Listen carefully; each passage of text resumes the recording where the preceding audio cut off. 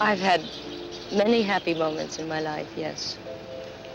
I don't think being happy is a perpetual state that anyone can be in. No, life isn't that way. But Hollywood's golden age may look glamorous on the surface, but behind the scenes, it was filled with tragedy. Today, we're counting down the 20 worst fatal accidents that happened to some of the biggest stars in classic cinema. Deaths that weren't always as accidental as they seemed. From shocking on-set explosions to mysterious drownings and devastating crashes, these stories will leave you speechless. Some were covered up, others changed Hollywood forever. So stick around, because the deeper we go, the darker it gets. And trust us, the final one might just change how you see the golden era for good. Grace Kelly, the princess who lost control. Grace Kelly wasn't just a movie star. She was Hollywood royalty. Her elegance, quiet strength, and captivating beauty made her one of the most iconic actresses of the 1950s. She dazzled in High Noon, Rear Window, and To Catch a Thief. And at the height of her fame, she shocked the world by stepping away from the spotlight. She married Prince Rainier III of Monaco, becoming a real-life princess, and leaving behind a film career most actors would dream of. But the fairy tale didn't have a happy ending. In September 1982, Grace was driving along a narrow mountain road above the French Riviera, with her 17-year-old daughter, Princess Stephanie, in the passenger seat. Without warning, she suffered a cerebral hemorrhage. The car veered off a cliff, tumbling over 100 feet before slamming into a mountainside. Grace was unconscious at the scene. Stephanie survived the crash with minor injuries, but Grace Kelly died the next day at the hospital. She was just 52 years old. Speculation swirled for years afterward. Some believed Stephanie had been the one behind the wheel, and rumors fed the tabloids endlessly. Eventually, she broke her silence, insisting, "I was not driving." Grace's funeral was as grand as her life, attended by royalty, presidents, and former Hollywood peers. But for millions of fans, her death was more than a royal tragedy. It was the heartbreaking loss of a woman who symbolized beauty, class, and grace itself. Her story reminds us that even the most charmed lives can end in the most sudden, shocking ways. And the next tale is just as chilling, because it involves a man who died not in private, but in front of a live audience. The Great Lafayette, magic meets tragedy. The Great Lafayette was born Sigmund Neuberger, but on stage, he became something far larger than life. A master illusionist with an appetite for the spectacular, he toured the world with jaw-dropping performances and jaw-clenching stunts. His shows featured trapdoors, live animals, and disappearing acts that seemed impossible. At the time, he was the highest-paid entertainer in vaudeville, and for good reason. His most famous routine, The Lion's Bride, involved an actual lion, elaborate costumes, and a dramatic transformation finale that left audiences stunned night after night. But on May 9, 1911, during a performance at Edinburgh's Empire Palace Theatre, something went terribly wrong. As flames erupted from a stage lantern, the set caught fire almost instantly. The audience, thinking it was all part of the act, remained seated, even laughing at first. But panic quickly set in as smoke filled the hall. Lafayette had ordered the stage doors locked to keep distractions out and the lion in. That decision proved fatal. Though he initially escaped, he ran back inside in an attempt to save his beloved horse, which was caged backstage. He never made it out. 10 others perished in the fire, many of them part of his trusted troupe. But the final twist was worthy of one of his own illusions. The first body found was dressed in his signature costume, complete with rings and makeup. But it wasn't him, it was his body double, planted to throw off would-be imitators. Lafayette's real body was discovered days later, identifiable only by the ornate diamond rings he always wore. Thousands gathered for his funeral, where he was buried beside his loyal dog, Beauty. A man who built his fame on smoke and mirrors met an end that was horrifyingly real. And now, we turn from the world of illusions to one of espionage and gadgets, where tragedy struck one of cinema's most beloved supporting characters, Desmond Llewellyn, Q's final mission. For nearly 4 decades, Desmond Llewellyn was the man behind the gadgets, the beloved Q of the James Bond franchise. With his crisp delivery, stern charm, and dry wit, Llewellyn became a fan favorite, appearing in 17 Bond films from Russia with Love in 1963 to The World Is Not Enough in 1999. He wasn't flashy or famous in the traditional Hollywood sense, but to audiences around the world, he was irreplaceable.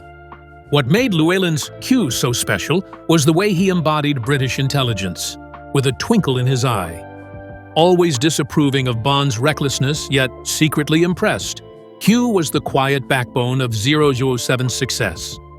Off-screen, Llewellyn was just as dignified. He served in World War II, survived being a prisoner of war, and dedicated his post-war life to acting. But it wasn't until the Bond series that he became a household name. After the release of The World Is Not Enough, Llewellyn hit the road to promote his autobiography. On December 19, 1999, while returning from a book signing, tragedy struck. His car collided head-on with another vehicle on a country road in East Sussex. Desmond Llewellyn was rushed to the hospital but died shortly after, at the age of 85. Fans were devastated. His death felt like the end of an era. The man who gave James Bond his tools, his warnings, and his most memorable lines, gone in an instant. "Always have an escape plan," he once said on screen. In the end, real life offered him no such option. Desmond's final appearance in The World Is Not Enough now feels like a farewell. In his last scene, he slowly lowers himself out of frame, saying, "Always have an escape plan." And just like that, he was gone, on screen and off. Bond may have continued, but Q, as we knew him, never returned. And while Llewellyn's passing was sudden, the next story involves someone who went from the stage to Congress, and whose fatal accident came not from the industry, but from the slopes. Sonny Bono, fame, politics, and a tree. Sonny Bono's life was full of surprises. First, he captured America's heart as half of the pop duo Sonny and Cher, with hits like "I Got You Babe." Then, after the music faded and his marriage to Cher ended, he reinvented himself, first as a TV personality, then as the mayor of Palm Springs, and finally as a U.S. congressman. But through all the changes in career and public image, Sonny remained a man who lived life on his own terms. He was energetic, ambitious, and always chasing something, whether it was a hit song, political reform, or simply the thrill of skiing. It was that last passion that ultimately ended his life. On January 5, 1998, Sonny Bono was skiing at the Heavenly Mountain Resort in South Lake Tahoe. It was something he did often, an escape from the chaos of Capitol Hill. But that day, while skiing alone, he lost control and slammed headfirst into a tree. The injuries were catastrophic. He was pronounced dead at the scene. He was just 62 years old. The suddenness of his death stunned the country. One moment, he was a public servant, a family man, a former star enjoying his downtime. The next, he was gone. His widow, Mary Bono, took over his congressional seat and continued his work, earning respect in her own right. But for millions, the memory of Sonny was forever frozen in the image of a smiling man in bell-bottoms beside Cher, holding a microphone and swaying to the beat of a simpler time. His death served as a grim reminder that even the most seasoned skiers and the most seasoned celebrities aren't invincible. A tree on a snowy slope took away a man who had survived fame, failure, and reinvention. And as we move from the snowy mountains to a darker shadow in Hollywood, the next story is one that many believe began a real-life curse, starting with a rising star whose life was taken far too soon. Dominique Dunne, The Poltergeist Curse, begins. Dominique Dunne was young, beautiful, and right on the edge of stardom. In 1982, she landed her breakout role as Dana, the older sister in the supernatural thriller Poltergeist. The film became an instant hit, and Hollywood took notice of her raw talent. But just months after the movie's release, Dominique's real-life horror story would begin and never end. Behind the scenes, she had fallen for a man named John Sweeney, a Los Angeles chef. Their relationship was fast and intense. But things turned dark just as quickly. Sweeney became possessive, jealous, and abusive. Friends urged Dominique to leave him, and she did, briefly. But like many victims of emotional manipulation, she gave him one last chance. That decision cost her everything. On October 30th, 1982, after a heated argument outside her home, Sweeney grabbed her by the neck and strangled her in her driveway. She fell into a coma and was placed on life support. Her family held on to hope for days, but on November 4th, they made the devastating choice to let her go. She was just 22. The tragedy didn't stop there. Her murder became part of what many now call the Poltergeist curse, a series of tragic early deaths linked to cast members of the film. It was chilling. Heather O'Rourke, the film's young star, would die just 6 years later at the age of 12 from a rare medical condition. The eerie coincidence left fans wondering if the film had unleashed something far more disturbing than fiction. Dominique Dunne's killer was sentenced to just 6 years and served less than 4. The outrage was immediate, and her family turned their grief into advocacy, fighting for victims of domestic violence and sentencing reform. Dominique never got the chance to become the star she was meant to be. But her story, tragic and infuriating, still echoes today. And from a violent tragedy rooted in jealousy, we now turn to a patriotic mission that ended with one of the most beloved comedic stars of her time lost forever. Carole Lombard, patriotism with a fatal price. Carole Lombard wasn't just another actress. She was Hollywood's sweetheart, quick-witted, fiercely independent, and known for redefining the screwball comedy genre. She lit up the screen in every film she touched. Off-screen, she was the glamorous wife of Clark Gable, forming one of the most adored power couples in Hollywood's golden age. But Carole's final act wasn't on film. It was a selfless mission for her country. In January 1942, just weeks after the attack on Pearl Harbor, Lombard was asked to help rally support for the war effort. She traveled to Indiana to sell war bonds, raising over $2 million in a single evening. It was a stunning success, and she was eager to return home to Gable in California. Though her mother and Clark Gable's press agent were hesitant to fly, Carole insisted on taking a plane to save time. That flight would be her last.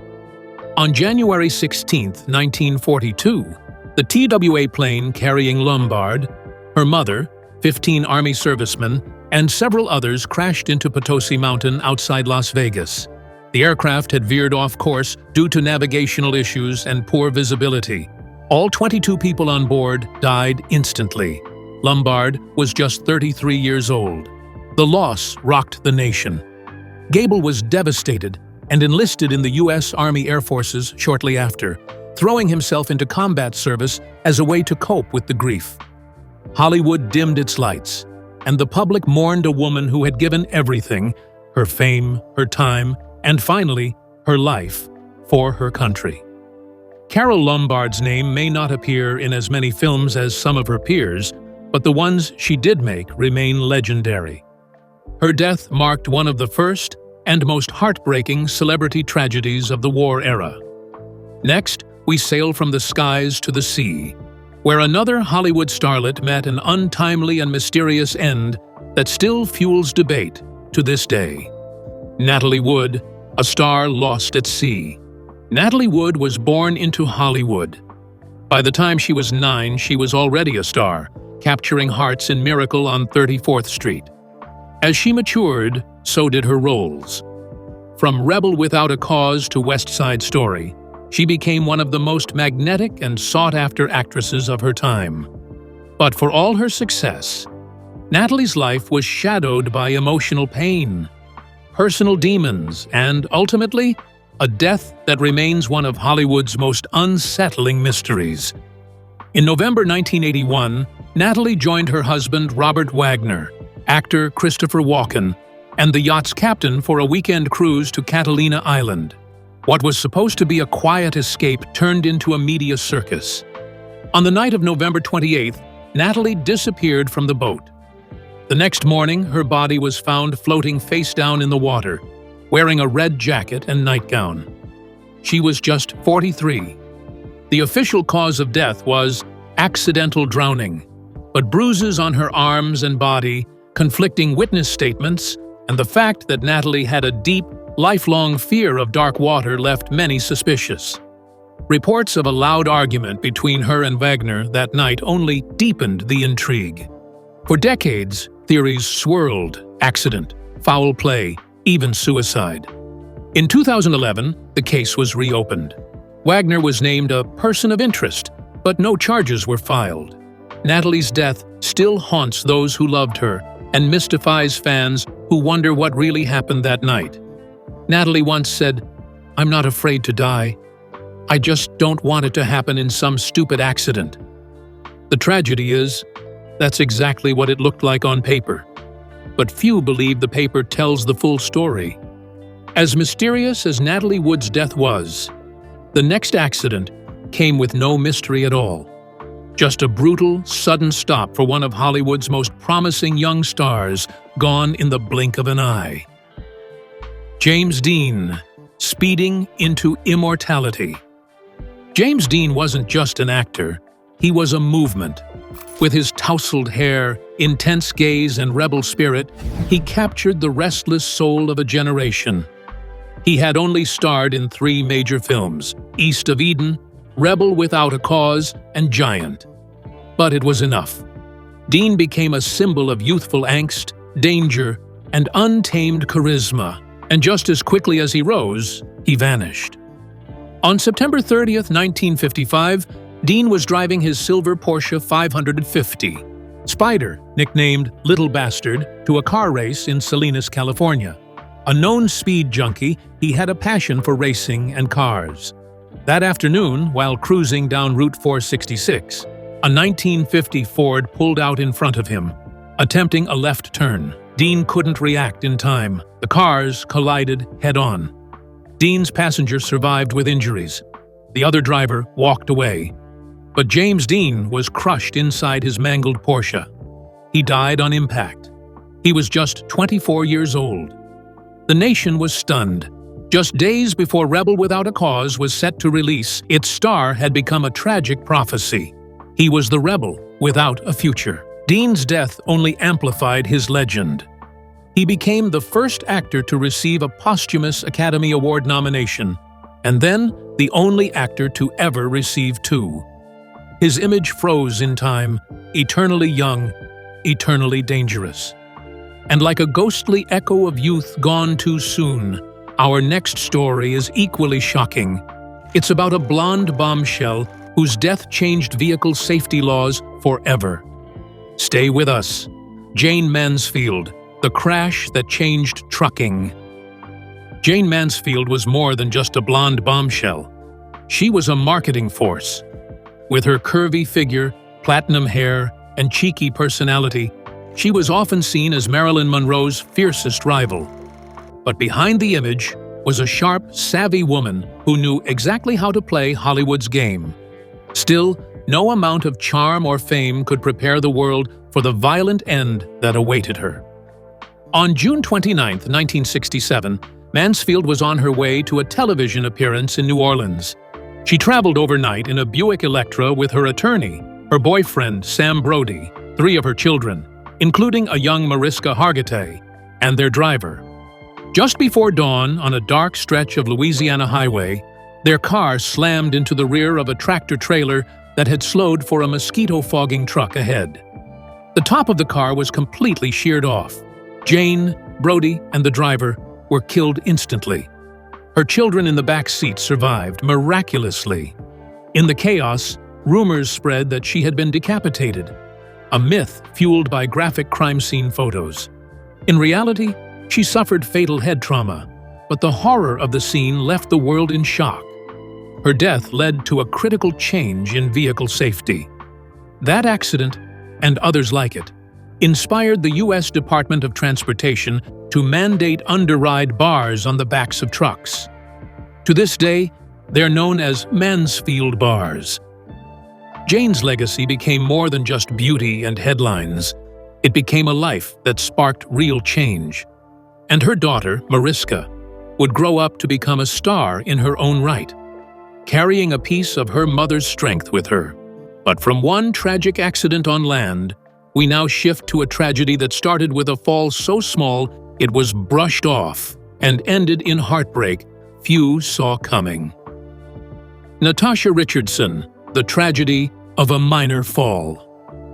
Natasha Richardson came from Hollywood royalty. The daughter of Oscar winner Vanessa Redgrave and director Tony Richardson, she was no stranger to fame, but she earned every bit of her success through pure talent. With acclaimed roles in The Parent Trap, Cabaret, and Made in Manhattan, she was radiant, respected, and adored. In March 2009, Richardson was vacationing with her family at a ski resort in Quebec. During a beginner ski lesson on a gentle slope, she fell. It was a minor spill. She even laughed it off, refusing medical help when offered. She seemed fine, but hours later, she started to complain of a headache. Then came the nausea, then confusion. She was suffering from an epidural hematoma, bleeding in the brain caused by blunt trauma. By the time she was flown to a hospital in New York, it was too late. Richardson was declared brain dead. She died 2 days later at just 45. Her husband, actor Liam Neeson, was shattered. So was the world. The idea that something so routine, so seemingly harmless, could take someone so full of life was horrifying. Her family donated her organs. Her memory lives on through them, and through every person who now thinks twice before ignoring a bump to the head. From a gentle slope to a gentle nap. Our next story proves that sometimes, even walking away from an accident isn't enough. Steve Allen, a nap that became his last. Steve Allen was a man of many talents. A pioneering TV host, comedian, musician, and writer. He helped invent late-night television with the creation of The Tonight Show. His wit was legendary, his piano playing unmatched, and his intellect could fill libraries, literally. He wrote over 50 books and thousands of songs. But what ended his extraordinary life wasn't illness, scandal, or age. It was a seemingly minor car crash. On October 30th, 2000, Steve Allen was driving in Los Angeles when another car accidentally rear-ended his. It didn't seem serious. There was no major damage, no emergency response. Allen didn't even go to the hospital. He simply went home to rest, thinking it was nothing more than a fender bender. But a few hours later, Steve Allen lay down for a nap and never woke up. The official cause of death was a ruptured blood vessel in his chest, known as hemopericardium. Doctors determined it was caused by blunt force trauma from the collision.